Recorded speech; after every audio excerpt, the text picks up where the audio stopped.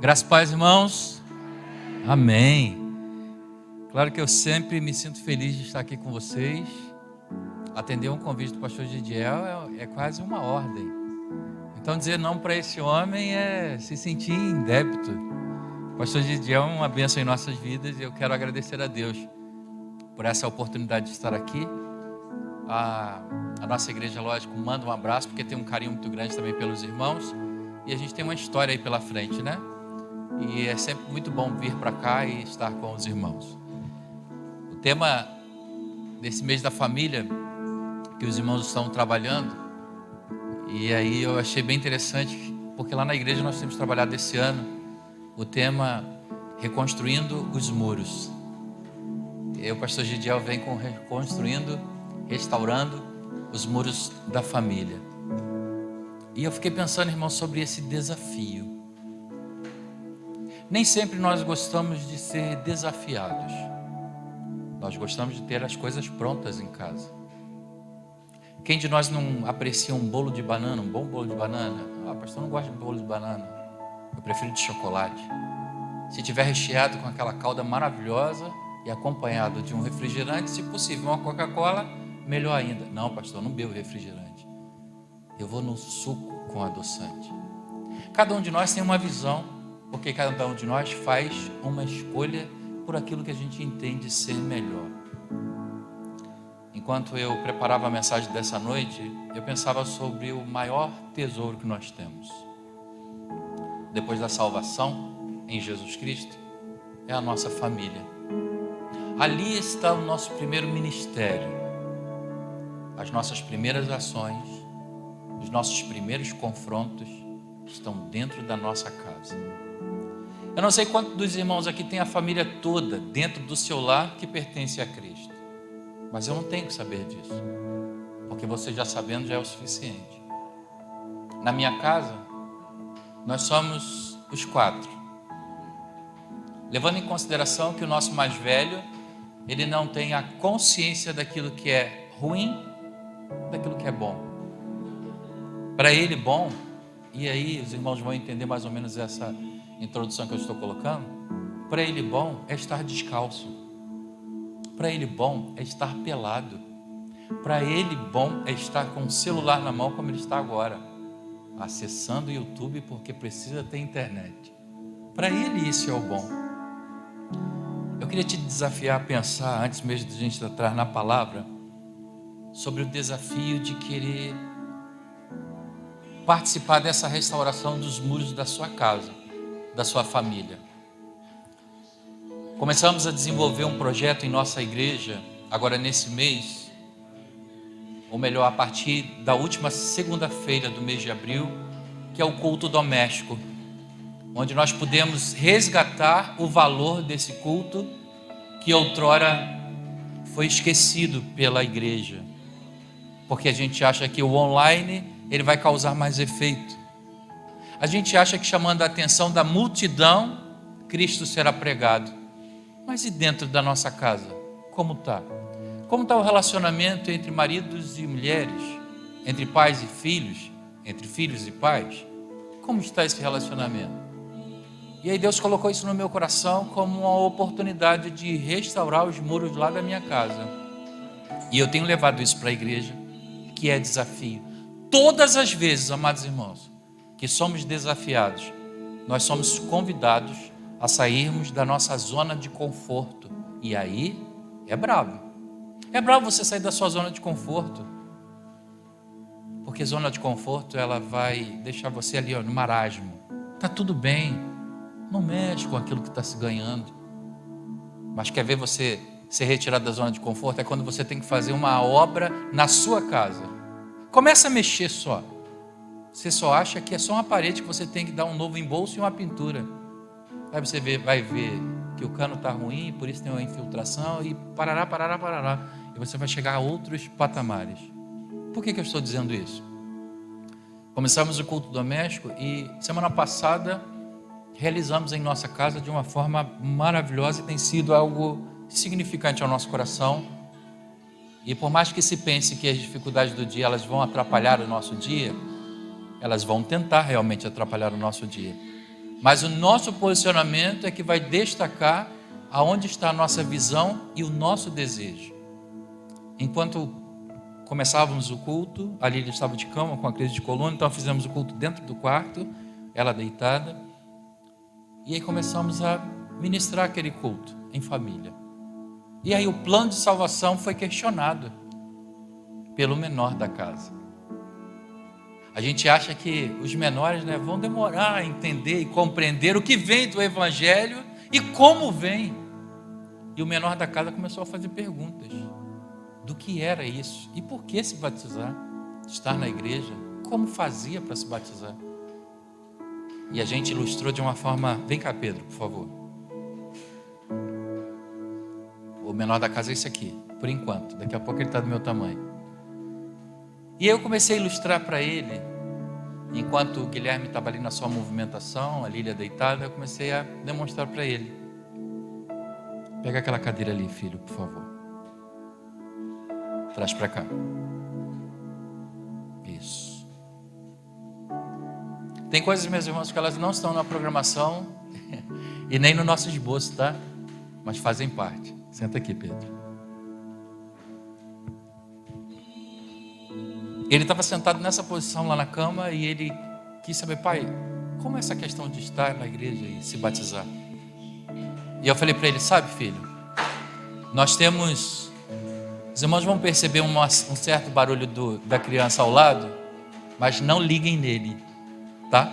Não se liguem nele. Quanto mais atenção ele puder chamar, ele vai chamar dos irmãos. Mas principalmente quando eu estou pregando, é o horário que ele mais faz barulho. E eu comecei a conversar com ele ali, naquele culto doméstico, e de forma simples, irmãos. E eu falei para ele, filho, aqui estamos nós e aqui está Deus. Entre nós e Deus existe um abismo. E precisamos passar por uma ponte, que é para ligar-nos a Deus. E eu disse para ele, coloca a sua mão. Coloca aí, Pedro. Falei, está vendo essa mão, filho? Essa mão é Jesus. É a ponte que vai nos fazer passar de um lado para o outro. Está vendo o abismo? O abismo é exatamente o inferno. Sem essa ponte não é possível passar para o outro lado. Porque existe um abismo entre o pecado e o Deus que criou todas as coisas. E ele falou, pai, eu estou entendendo isso. Eu falei, então me explica. Ele falou, sim.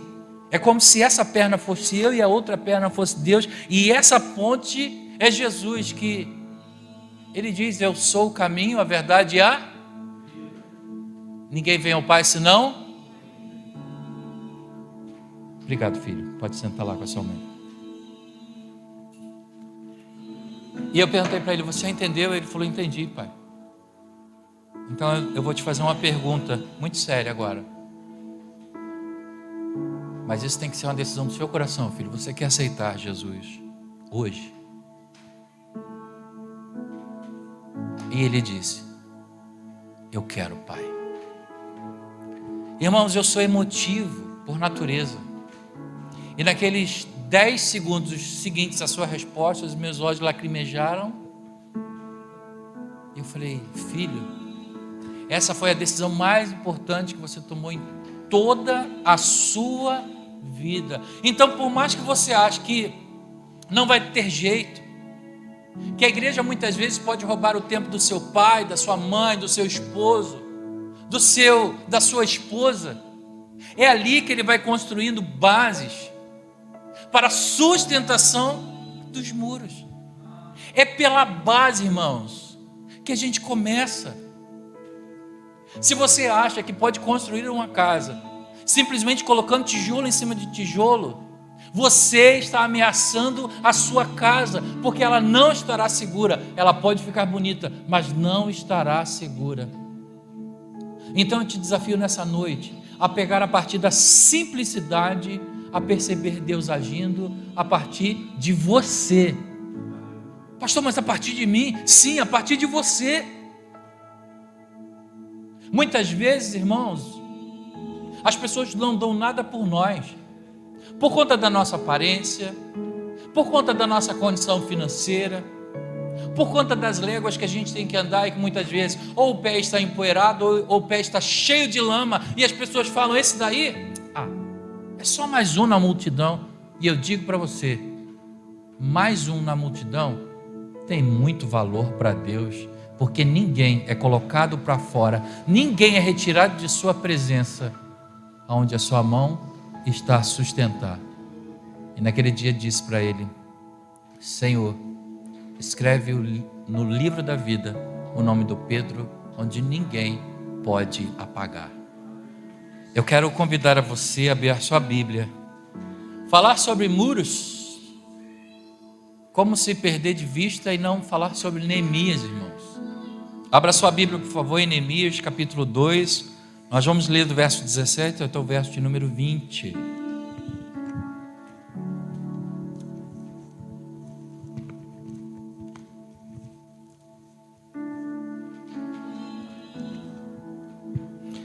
Neemias capítulo 2, do verso 17 até o verso de número 20. Conforme você for localizando a palavra de Deus na sua Bíblia física, eu gostaria de convidar os irmãos a irem se colocando em pé, por favor. Neemias capítulo 2, do verso 17 até o verso de número 20.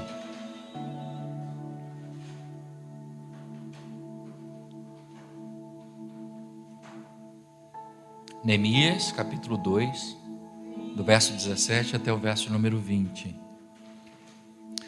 Para você que não está com o exemplar da palavra de Deus, está sendo transmitido aqui também pelo Data Show, você pode acompanhar. Neemias capítulo 2, do verso 17 até o verso número 20, que diz assim, Então lhes disse, estás vendo a miséria em que estamos? Jerusalém assolada e as suas portas queimadas. Vinde, pois, reedifiquemos os muros de Jerusalém e deixemos de ser opróbrio. E lhes declarei com boa mão do meu Deus que estivera comigo e também as palavras que o rei me falara. Então disseram, disponhamo-nos e edifiquemos. E fortaleceram as mãos para a boa obra. Porém Sambalate, o horonita, e Tobias, o servo amonita, e Gesem, o arábio, quando souberam, zombaram de nós e nos desprezaram e disseram, que é isso que fazes? Quereis rebelar-vos contra o rei? Então lhes respondi, o Deus dos céus é quem nos dará bom êxito. Nós, seus servos, nos disporemos e reedificaremos. Vós, todavia, não tendes parte, nem direito, nem memorial em Jerusalém.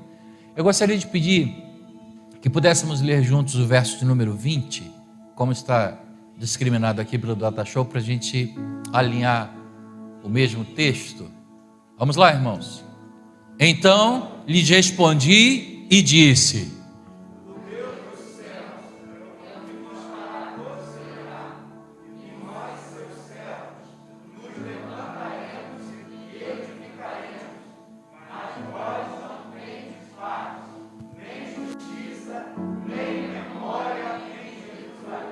amém? Vamos fechar os nossos olhos, querido e amado Deus, nós te honramos e te agradecemos por essa noite, te agradecemos por essa linda e rica oportunidade de estar na sua casa.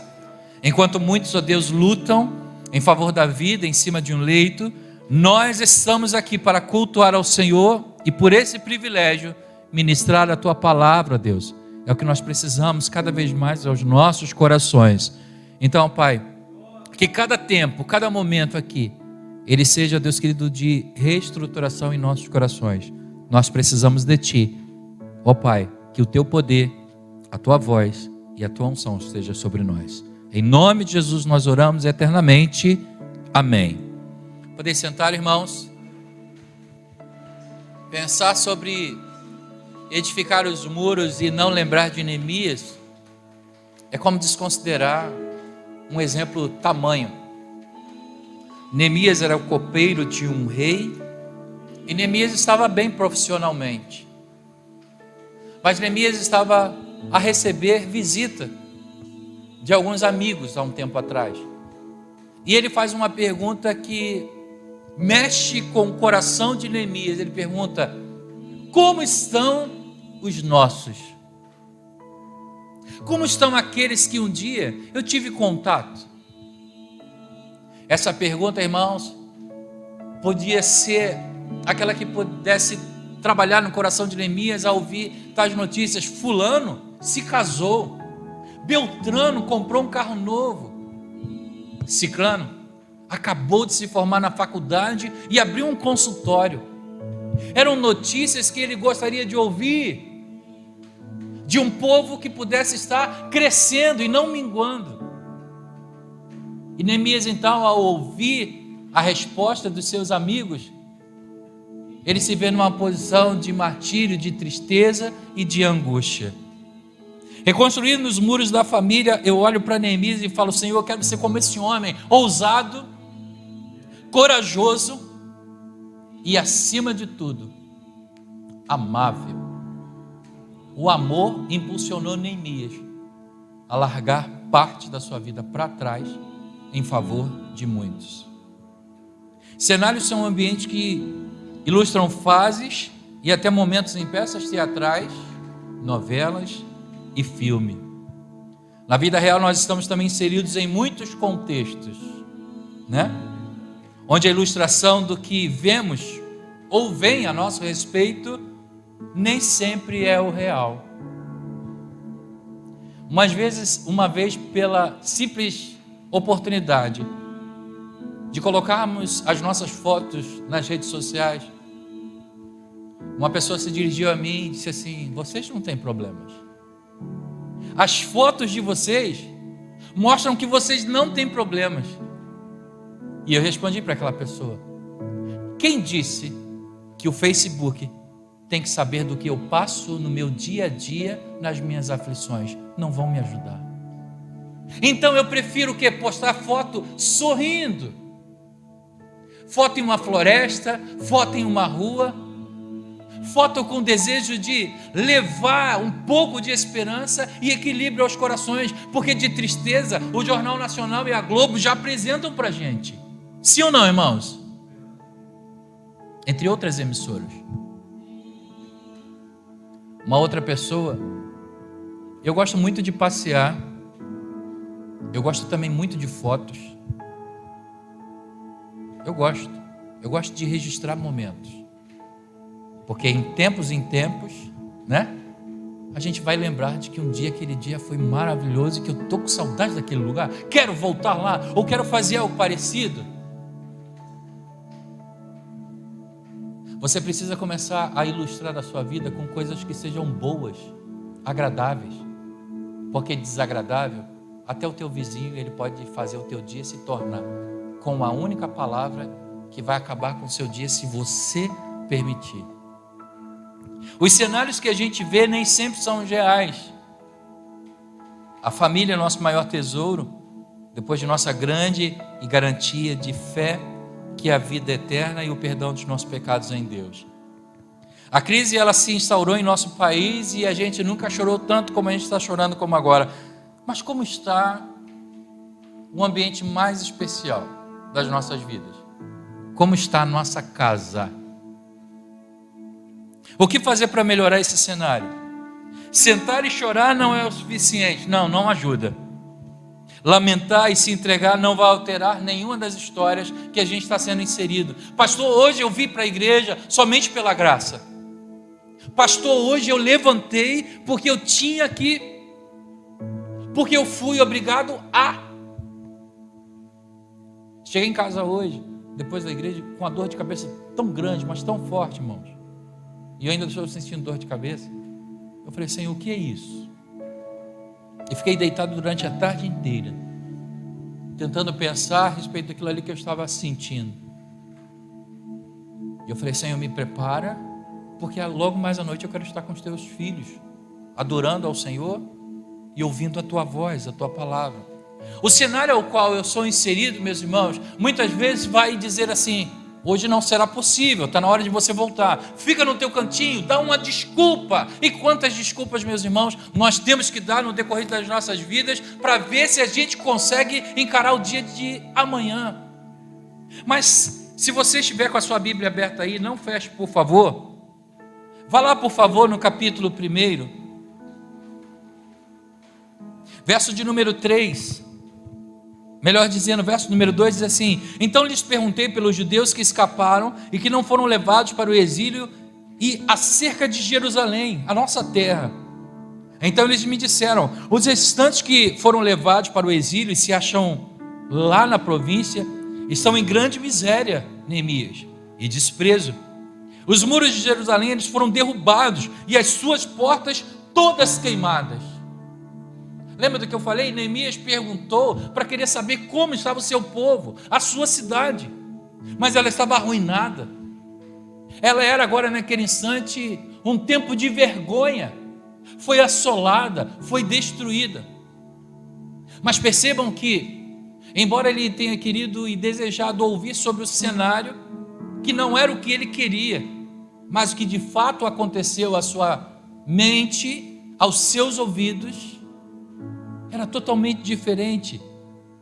Tendo ouvido, olha o verso de número 4, tendo eu ouvido essas palavras, assentei-me e chorei. Assentei-me e chorei. E lamentei por quantos dias? Por alguns dias. E me chama muita atenção, irmãos, a continuidade desse versículo, que diz o quê? E estive jejuando e orando perante o Deus dos céus. Aquela angústia que ele passara naquele momento, lhe fez chorar, lhe fez lamentar, lhe fez ficar angustiado por alguns dias, mas a angústia que ele passara não era suficiente para lhe fazer estacionar na fé. Era necessário fazer alguma coisa. Mas eu e você muitas vezes estamos esperando Deus descer da sua glória para fazer alguma coisa sobre o nosso lar, sobre a nossa vida, sem que a gente faça absolutamente nada. Eu sou crente há muitos anos, então Deus tem que me atender. Errado. Deus atende aquele que tem um coração quebrantado e contrito, porque a esses Ele não despreza. É pela humildade que Deus vai nos levantando e nos sustentando. As torres gêmeas, meus irmãos, eram dois edifícios de muita responsabilidade, mas também de respeito. Mas por conta da ganância, por conta da guerra, por conta do conflito, 2 aviões conseguiram destruir aquelas 2 torres no mesmo dia. Centenas de pessoas foram destruídas, mortas. Inúmeras famílias foram destroçadas com aquele dia em que aquelas torres, que estavam muito bem edificadas, foram derrubadas. Alguns conseguiram escapar, mas por muito pouco. Mas a maioria não teve tempo de descer as escadas, porque antes que chegasse na porta de saída, derrubaram. Aí Neemias, ele trabalha de uma forma diferente. Ele precisava entender o cenário, por isso ele faz a pergunta. Quero chamar a atenção aqui dos homens. Nós vamos elaborar, irmãos, uma história real para a gente agora. Eu quero chamar a atenção dos homens que se acham os tais, os mais fortes, os mais valentes e os mais assertivos, porque a gente tem isso no nosso DNA. Nós achamos que somos os melhores, afinal de contas nós somos os sacerdotes da casa. Quando a sua esposa ela reclama de alguma coisa para você, eu não estou falando da rotina, do dia a dia, não. Perdoem-me as irmãs, mas mulher por si só, quando ela não tem motivo para reclamar, ela vai achar. Eu falo isso para a Líria. Sim ou não, irmãs? Não, pastor. As irmãs vão falar, não, pastor. A irmã Cristiane vai falar, eu não. Pode perguntar ao Gidiel. Mas muitas vezes a mulher, ela demonstra sem palavras algo que está acontecendo dentro dela, mas nós achamos que o que a gente tem que fazer é o suficiente, colocar o pão dentro de casa. Não, não é o suficiente. Às vezes um abraço, um afago, uma frase vai fazer efeito. Às vezes um momento em que ela fala: eu estou com tanta dor de cabeça, com dor na coluna, dor aqui, dor acolá, eu estou cansada disso, daquilo outro. Ela está chorando, ela está dizendo para você: ore por mim, me ajuda a caminhar um pouco mais, porque eu estou me sentindo cansada. Os nossos cenários podem ser os melhores, mas nem sempre um batom nos lábios de uma mulher vai conseguir esconder o que de fato ela está sentindo no seu interior. E você, homem, é responsável por isso, de pegar na mão dela e... Porque se tem uma coisa que a gente tem algumas crianças aqui, então eu vou ter todo o cuidado para falar. Mas tem coisas que homens eles conseguem fazer de uma forma muito rápida, é só estalar o dedo. É quando ele é chamado para a noite de amor. Para ele não tem dificuldade. Mas muitas vezes ele quer chamar a esposa, que não deu um carinho, um cuidado. As bases delas estão todas assim em frangalhos. E o homem fala: não, você tem que... A palavra de... Eu brinco sempre com a minha esposa. Eu falo assim: a palavra de Deus diz que o homem tem domínio sobre o corpo da mulher. E ela ri para mim: não pode usar isso não. E ela olha para mim e ela fala assim: para de ficar usando a palavra de Deus em teu favor. Eu falo para ela: mas é uma forma de brincadeira. Mas esse estímulo, meu irmão, ele vai sendo criado no decorrer dos dias. E aí agora eu quero voltar às mulheres,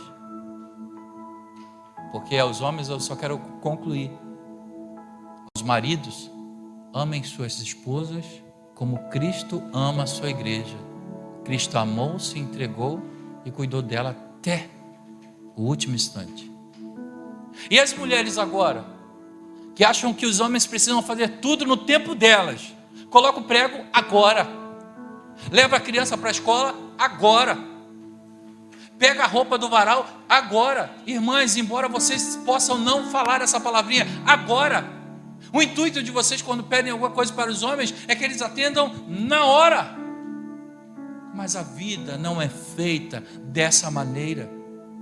Homens têm as suas dificuldades e as suas limitações, igual às mulheres. É por isso que nós estamos aí envolvidos nesse mesmo cenário, para caminharmos o quê? Juntos.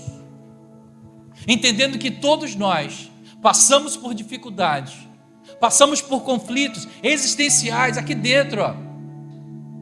Se você pensa que pastores são super-homens, vocês estão completamente enganados, porque existem dias que a gente está super para baixo e a gente chora, e quem sustenta a gente é a mulher que tem que estar lá. Então muitas vezes um pastor, ele tem que se vestir de uma força que só o Espírito Santo é capaz de lhe conceder, para ele poder estar aqui em cima. Não estou falando de pecados, estou falando das lutas do dia a dia, que tentam nos puxar para trás, e a gente fala: não, nossa morada na rocha está. E quando eu olho para esse cenário, eu vejo exatamente Neemias falando ao meu coração: Cláudio, você pode estar numa zona de conforto, mas você precisa fazer mais, você precisa se levantar, você precisa entender o cenário. Com Neemias eu entendo que ele via ali, naquela história, ruínas, desprezo e angústia. Seu povo estava completamente humilhado. Mas percebam que no verso 4, ele lamenta e chora. A sua humanidade, ela estava sofrendo pela angústia que sentiu a respeito dos seus irmãos. E aí vem um confronto entre a carne e o espírito. Ele lamentou e chorou, mas a sua carne não lhe venceu, porque o seu espírito estava preparado. E olha o que diz: jejuando e orando, eram ações pela fé que ele executava. E no verso 5, se a gente puder colocar aí para você acompanhar, o verso 5 diz assim, ó, que ele estava jejuando e orando perante o Deus dos céus. E o verso 5 ele diz: ah, Senhor Deus dos céus, Deus grande e temível, que guardas a aliança e a misericórdia para com aqueles que te amam e guardam os teus mandamentos. Estejam, pois, atentos os teus ouvidos e os teus olhos abertos para acudires à oração do teu servo, que hoje faço a tua presença dia e noite. pelos filhos de Israel, teus servos, e faço confissão pelos pecados dos filhos de Israel. Irmãos, exigir que algum de nós seja perfeito é criar prisões dentro de nós que não vão nos fazer andar para frente. A minha exigência enquanto homem é que as coisas sejam perfeitas, que aconteçam no horário do que eu programei. Se tem uma coisa que eu sempre tive dificuldade, isso aí sou eu, Cláudio, é programar uma coisa da devida forma e aquilo não sair exatamente como eu planejei. Eu fui presidente da Jubasf durante 3 anos. 3 anos assim intensos. E eu imaginava os congressos, eu imaginava os encontros, e eu pensava num painel grande e a gente não tinha dinheiro. E eu falava assim, eu queria um painel assim, assim, assado. E aí eu e minha esposa, não tínhamos filho nessa época, e a gente ia montar o painel, e o painel ficava do jeito que eu queria. Aquilo ali não era perfeito, mas era da forma como eu havia planejado. E aí no outro ano eu queria um outro painel de uma outra forma, e aí a gente demandava para outra pessoa, e a pessoa achando que tinha entregue o melhor. Para mim aquilo não era o melhor, e eu começava a cobrar de mim mesmo, como se eu tivesse que ter feito um pouco mais, mas a minha exigência do melhor não fazia diferença diante de Deus, porque o melhor que aquela pessoa podia ter feito, ela o fez e apresentou a Deus. A minha exigência do melhor faz com que a minha esposa ela tenha que ser exemplar em todo o tempo, que ela tem que estar bonita e cheirosa a qualquer momento, que ela não pode chorar nem sentir dor, que os meus filhos não podem me atrasar na hora que eu tenho que ir para o culto, porque eu tenho um nome a zelar. As exigências do nosso coração, irmãos, vão inflamando a nossa alma a tal nível de achar que não vale a pena estarmos aqui. Relaxa. Eclesiastes diz que há tempo para todas as coisas, inclusive para a morte. E aí é onde entra a nossa preocupação. Se a gente morrer e tiver deixado um legado, terá valido a pena. Mas se a gente morrer e não tiver valido a pena, a gente só se desgastou e nada escreveu. Como o pastor Gideon falou aqui, a despedida do pastor Luiz Felipe foi um marco muito dolorido nos nossos corações. Um rapaz tão simples, tão humilde, mas que conseguiu mexer com tantos corações. A morte dele abrupta deixou a gente assim de boca aberta e falou: mas Senhor, mas quem é que pode entender os planos e os projetos de Deus? Ninguém pode, nem eu nem você. E às vezes nós somos colocados exatamente nesses desafios, e desafios às vezes são partidas de pessoas que estão conosco ao nosso lado, e a gente pergunta: mas por que Deus? Deus, se Jerusalém era a tua cidade, por que o Senhor permitiu com que os inimigos pudessem avançar e colocá-los em humilhação, colocá-los em situação de miséria, como foi descrita? Não. Neemias então ele se levanta e ele vai então planejar como agir com a orientação de Deus. Se você quer ver a sua família sendo vitoriosa, você precisa começar a planejar a partir da orientação de Deus e não dos teus próprios projetos ou preceitos. Sabe por quê? Quando eu planejo do meu jeito, dá tudo errado. Quando eu planejo achando que o meu método é o correto, vai dar errado. Irmãos, nada é por acaso, nada é feito ou realizado de uma forma tão rápida. Lembra que nesse primeiro capítulo ele jejua e ora? Ele fala para Deus e fala: Senhor, lembra-te do teu povo, lembra-te do que um dia o Senhor prometeu a Moisés. Esse é o mesmo povo. Sim, Senhor, nós erramos contra ti, Mas nós queremos agora nos humilhar diante da tua face e dizer que nós precisamos do teu socorro. A minha família, meus irmãos, é isso que eu digo para Deus todos os dias. A minha família, Senhor, precisa do teu socorro. Me desculpa onde eu errei. Me desculpa o tapa mais forte que eu dei no meu filho, que não fez diferença na vida dele. Me desculpe, Senhor, a palavra agressiva que eu disse dentro de casa, onde só gerou ferida. A minha família precisa de ti. Me desculpa. Então você precisa assumir responsabilidade, de dar um passo atrás e dizer: Senhor, eu quero recuar nas minhas decisões e voltar ao marco zero, para recomeçar. Ah, pastor, meu marido é chato demais, eu já entreguei ele para Deus. Essa frase, meus irmãos, ela tem um efeito que as pessoas não percebem. Quando você fala assim, já entreguei para Deus, sabe o que significa? Já desisti de. Porque entregar de fato para Deus é falar: Senhor, continua cuidando, ele é ranzinza, mas eu estou aqui porque eu sei que o Senhor tem um plano na vida dele. Esse de fato tem que ser o entregar nas mãos de Deus, indo junto e não deixando ele ir. Se ele cair no precipício, o problema é dele. Se ele cair no abismo, o problema é dele. Não, o problema é teu, que sabia que existia um perigo à frente, mas não fez nada. Neemias orou, irmãos, e incessantemente ele continuou clamando. Mas eu e você, a gente tem a dura realidade de achar que Deus tem que agir, no estalar de dedos. Não é assim? Aos homens aí, as mulheres se arrumam rápido? Arruma? Glória a Deus. Tem um bem-aventurado que disse sim. Amém, que Deus mantenha isso ali, na sua casa. Normalmente as mulheres, elas têm que ter um preparo, um ajuste todo para começar. Nós homens não. Barba feita, cabelo pronto, roupa, beber um café, vamos embora.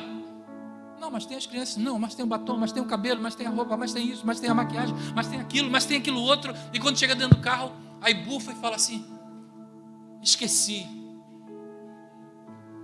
Só não fecha o olho porque eu estou dirigindo, né, irmãos? Aí a mulher fala: esqueci o brinco. Eu falei: poxa, esconde com o cabelo. O nosso tempo é diferente. Por que o pastor está falando a respeito de tempo? Neemias orou, irmãos, mas foram necessários 4 meses para ele ter coragem de falar com o rei Artaxerxes. 4 meses, mas a gente quer em 4 minutos, não é? É a resposta de Deus? Não são em 4 minutos, não é no estalar de dedo, mas leva tempo. Planejar como agir a partir da orientação de Deus. A solução para a vida, porém é necessário investir no tempo. Hoje eu coloquei uma postagem lá nas minhas redes sociais que chamei de início, meio e fim. O tempo não para, a contagem está cada vez mais acelerada. E esse capítulo 2 ele vai falar exatamente esse tempo. Olha lá, por favor. Capítulo 2, verso 1. No mês de Nisan, no ano 20º do rei Artaxerxes, uma vez posto o vinho diante dele, eu o tomei para oferecer e lhe dei. Ora, eu nunca mais estivera triste, nunca antes, melhor dizendo, estivera triste diante dele. O rei me disse: por que está triste o teu rosto, se não estás doente? Tem de ser tristeza do coração. Então temi sobremaneira e lhe respondi. Irmãos, se eu estou desesperado por uma solução, como que eu posso esperar 4 meses para tomar uma ação?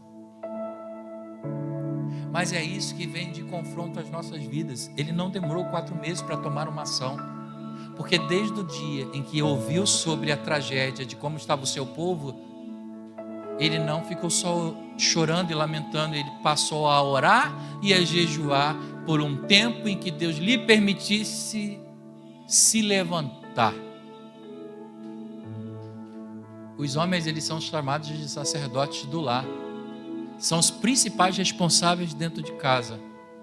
Mas hoje vivemos um tempo em que os sacerdotes estão mais para moleques do que de fato para sacerdotes. Quantas mulheres hoje é que estão acelerando os homens? Vamos embora, bota a camisa logo, a gente vai perder a hora do culto. Quantas mulheres estão dizendo, a gente não orou hoje? Quantas mulheres estão dizendo, você leu a Bíblia hoje? Quando na verdade os homens deveriam assumir esse papel e falar assim, vamos embora, é tempo de irmos para a igreja.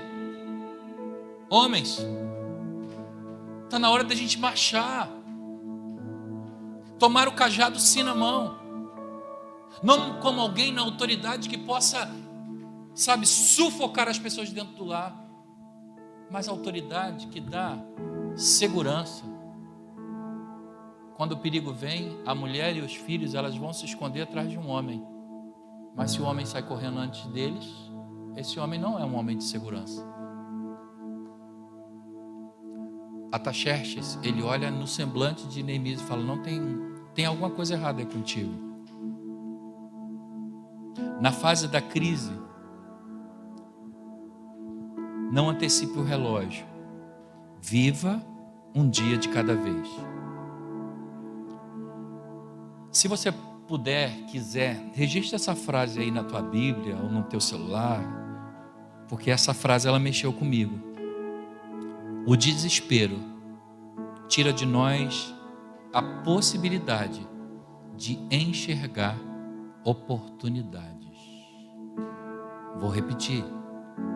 O desespero tira de nós a possibilidade de enxergar oportunidades. E é isso que o inimigo ele tenta fazer de nós. Se eu desesperar o coração daquele homem, ele não vai mais olhar para sua esposa da mesma forma especial como no dia do altar. Não vai. Ela está diferente mesmo. Ela não é mais aquela flor de candura. Então ele começa a apimentar, só que de uma forma contrária, para afastar. Apresentar a Deus e falar, Senhor, toma aqui a minha família. É dizer, Senhor, não são os defeitos da minha esposa, eu não me casei com os defeitos da minha esposa, eu me casei com as qualidades que o Senhor um dia havia me apresentado, e são essas qualidades que eu quero fazer crescer dentro da nossa casa.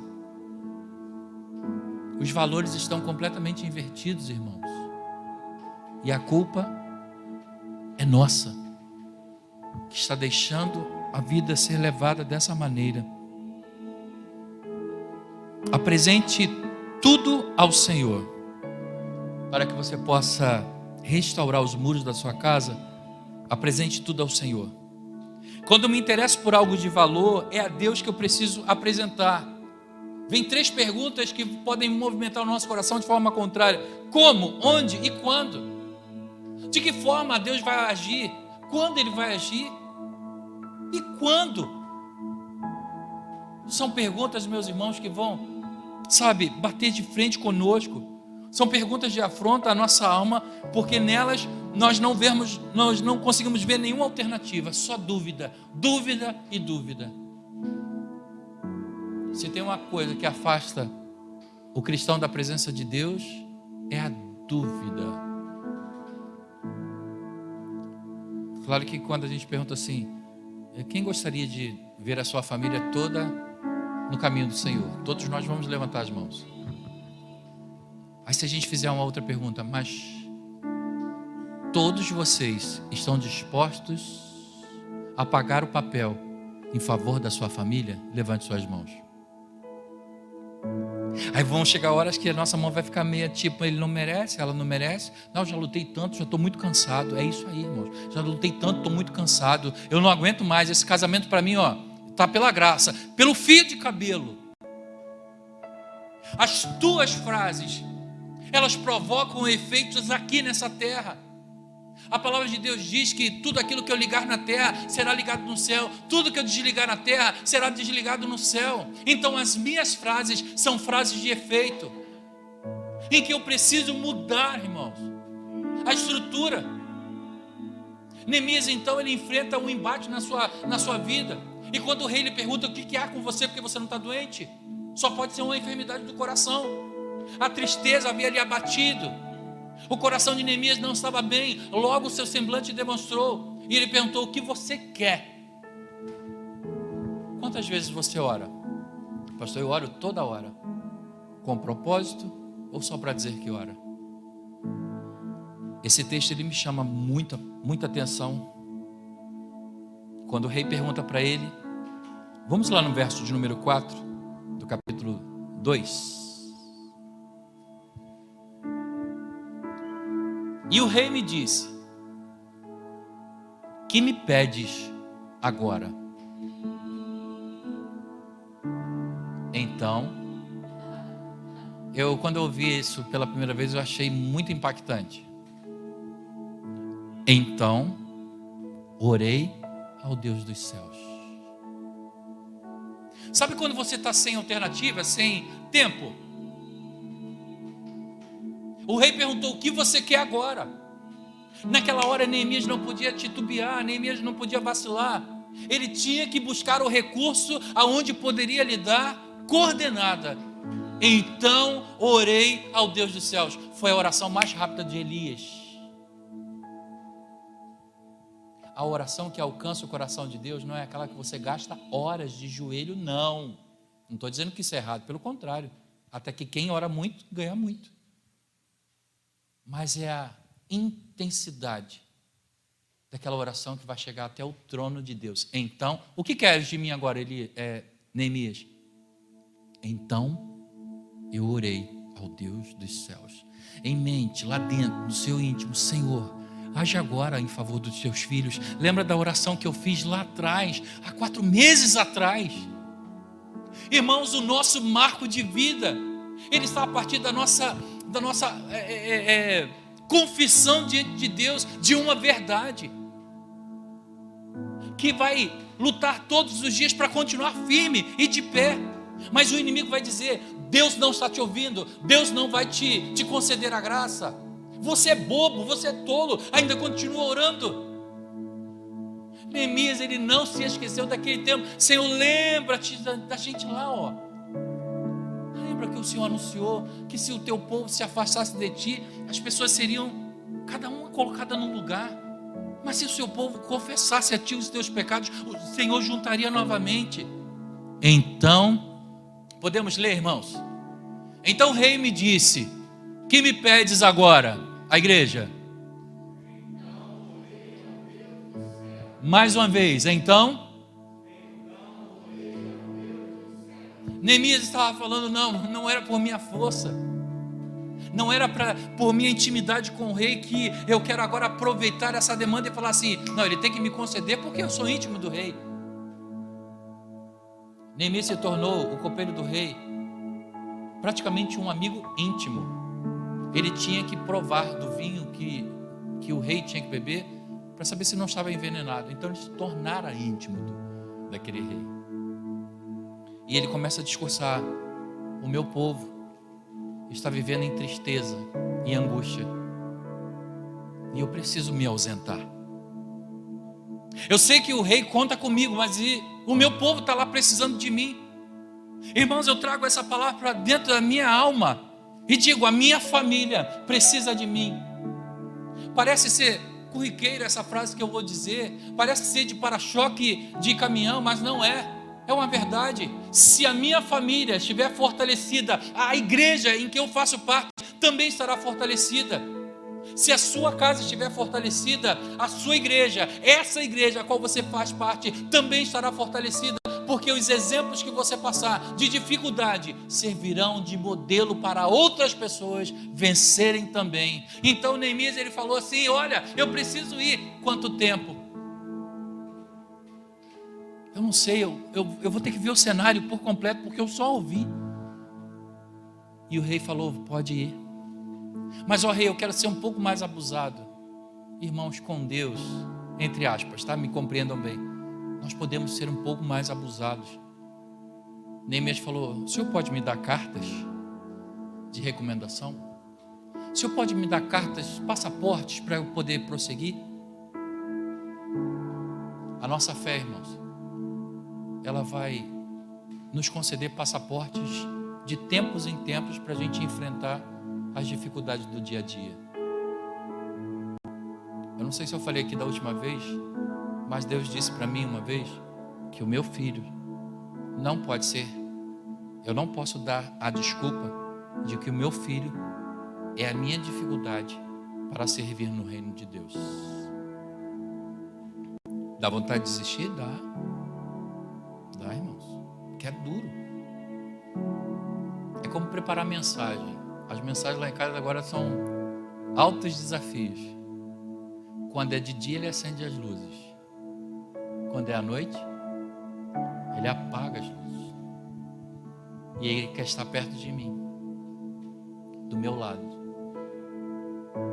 E tem horas que eu coço a cabeça, porque cabelo já não tenho mais, coço a cabeça e falo, Senhor, como que eu preciso estudar, eu preciso meditar na palavra. E Deus, ele sempre insere um contexto na minha alma. Ele faz parte do teu ministério. É dentro de casa o nosso primeiro ministério. Se a tua família não estiver bem, o teu coração não estará bem. Se o teu coração não estiver bem, dificilmente você conseguirá adorar a Deus com o coração puro e leve. E para a gente finalizar, então orei ao Deus dos céus, que a gente acaba de ler no verso 4. Naquele tempo, como copeiro do rei, e o verso primeiro ele vai dizer, capítulo 1, o último verso, ele vai falar a respeito disso. Naquele tempo eu era o copeiro do rei, eu era alguém que estava ocupado, mas seu coração nunca se desviara de Deus. E aí eu quero finalizar essa palavra dizendo o seguinte para você: se te roubaram alguma coisa, se te lançaram em algum lugar que te fez mal, ou se te derrubaram, lute hoje, agora, com fé, pois teu tesouro não está perdido. As mulheres que já ganharam alguma joia do seu marido, do seu namorado, do seu noivo, estou falando de joia mesmo, um anel de prata, de ouro, de brilhante, seja o que for. Naquele primeiro momento que a caixinha é aberta, ele brilha muito, porque ele está novo, ele acabou de ser polido. Mas com o decorrer dos meses, dos anos, ele vai perdendo um pouco desse brilho, mas a joia é a mesma. Por ser uma joia, você tem a garantia de levar até o lugar onde você comprou e falar assim: eu preciso que ele possa ser polido para voltar a ter o mesmo brilho, porque a peça é a mesma. A tua joia, meu irmão e minha irmã, ela pode estar só ofuscada por conta dos meses e dos anos, mas ela continua sendo uma joia. Está na hora então de você pegar essa joia e falar assim: Senhor, está aqui, ó. O Senhor pode polir para mim, porque o brilho está sumindo. Anderson Freire gravou aquela canção, né? Raridade. E as igrejas todas evangélicas passaram a cantar esse hino de uma forma espetacular. E ele fala: você é o espelho que reflete a imagem do Senhor.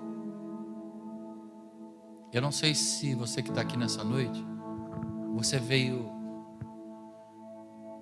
com seu coração concretizado em entender de que Deus poderia restaurar e abrilhantar ainda essa joia.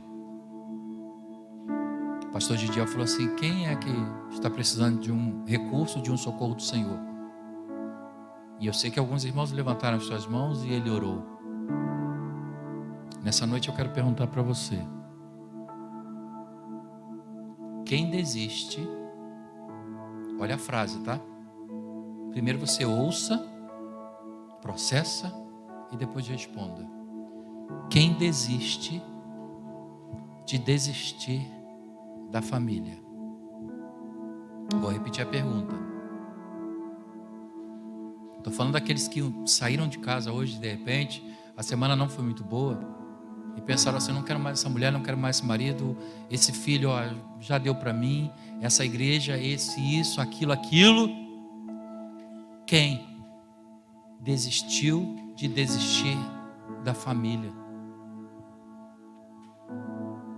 Eu desisto de pensar em desistir da minha casa, porque o meu maior tesouro foi colocado em Deus através da Lília, do Guilherme e do Pedro. Os irmãos lembram dos tijolos? Para eles ficarem firmes, primeiro será necessário a gente criar o alicerce. Pastor, o alicerce da minha casa está ruim. Derruba lá. derruba todos os tijolos e volta para o alicerce. O alicerce nessa noite será a oração, a partir do teu entusiasmo, da tua vontade, e dizer assim: Senhor, como o Senhor foi lá com Neemias, seja comigo também na minha casa. Porém, Sambalate, o verso 19 do capítulo 2, o Horonita e Tobias, o servo amonita, e Gesem o arábio, quando souberam, zombaram de nós e nos desprezaram e disseram: que é isso que fazeis? Quereis rebelar-vos contra o rei? Mas eles não sabiam que Neemias tinha contato direto com o rei e que eles estava sendo liberado e abençoado pelo rei. E então ele responde, porque ali havia ousadia, confiança, autoridade, e ele sabia quem havia garantido a vitória para eles. E ele responde: o Deus dos céus é quem nos dará bom êxito, não são vocês, não são homens. Tanto é, irmãos, que no versículo anterior demonstra que os homens que foram chamados por Neemias falaram: nós vamos contigo, e a gente vai levantar esses muros sim, a gente vai rever essa construção, Neemias, vamos embora. É na força de cada um de nós que a gente consegue vencer as nossas batalhas e pelejas. Nós, seus servos, nos disporemos e reedificaremos. Vocês que estão aí, que são inimigos, não se preocupem não, porque vocês não serão nem lembrados, não terá memorial para vocês, vocês não serão honrados, não tendes parte, nem direito, nem memorial em Jerusalém. Eu não sei a história dos irmãos e aquilo que os irmãos estão precisando, mas se você entende que a sua família depende única e exclusivamente de Deus e que precisa de restauração a partir do alicerce, eu quero convidar a você a ficar em pé. Senhor, a minha família depende de Ti.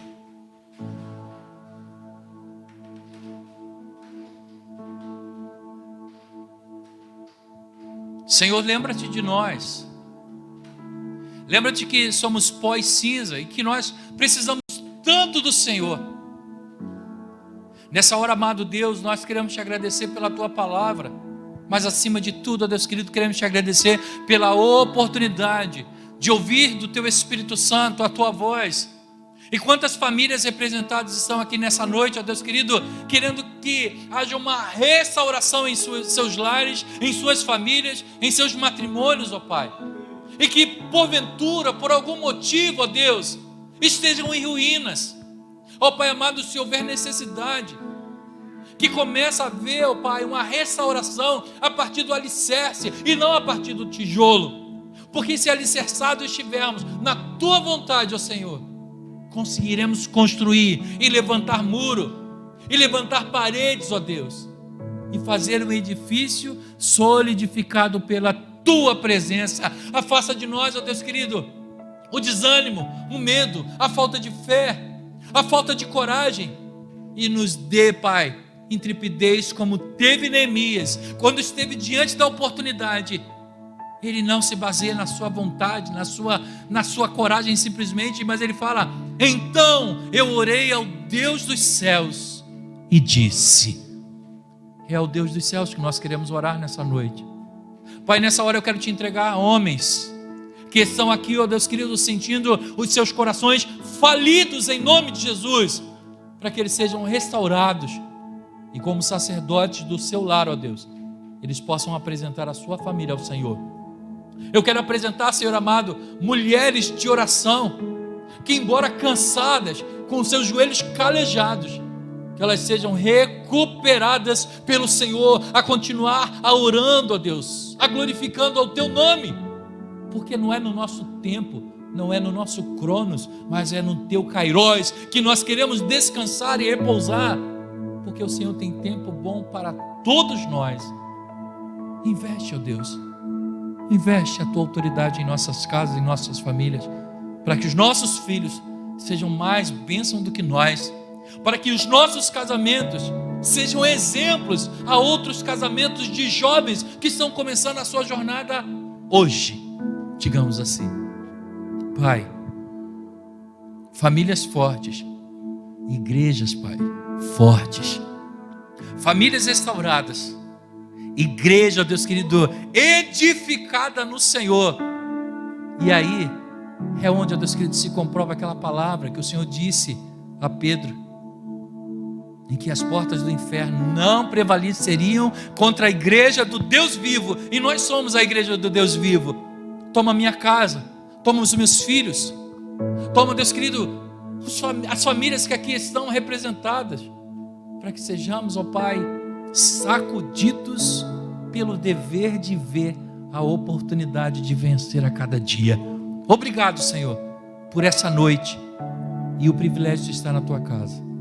Que possamos, ó Deus, reerguer os nossos muros a partir, em nome de Jesus, a partir de alicerces fortalecidos em nome de Jesus. Obrigado eternamente. Nós assim oramos e te agradecemos. Amém, amém e amém. Poder sentar, irmãos. Essa palavra Deus havia colocado em meu coração. E, como eu disse, a gente gosta muito de ver, né? Ver e mostrar. Uma menina de 12 anos havia falecido. E Jesus foi até aquela casa. Jesus entra naquele quarto com uns de seus discípulos e pede para a família sair do quarto. Jesus, ele solta uma voz de autoridade e disse: menina, levanta. Naquele momento aquela menina levantou, ficou ali sentada. Chama os pais. Preste atenção no que eu vou falar, tá, irmãos? Já estou entregando a palavra para o pastor Gideão. Deem comida à menina, por favor. Não contem nada a ninguém. Vou repetir. Jesus disse: não contem nada a ninguém. Jesus, ele pediu para eles não divulgarem o que havia acontecido naquele quarto, naquela particularidade. Sabe por quê? Porque aquela menina seria o testemunho vivo do que Jesus havia feito. Então para de falar e seja. Para de ser crente de banco e seja crente de oração. Porque não é pelo muito falar, irmãos, mas o nosso testemunho vai demonstrar muito mais do que Deus faz em nossa casa, em nosso lar, em nome de Jesus. Eu falo isso, irmãos, porque o meu tesouro está ali. E ainda que Deus não quiser, ainda que Deus não queira fazer com que eu ouça a voz do meu filho com frases, sabe, completas, eu sei que ele pertence ao Senhor e eu não posso desistir dele, porque ele é meu tesouro.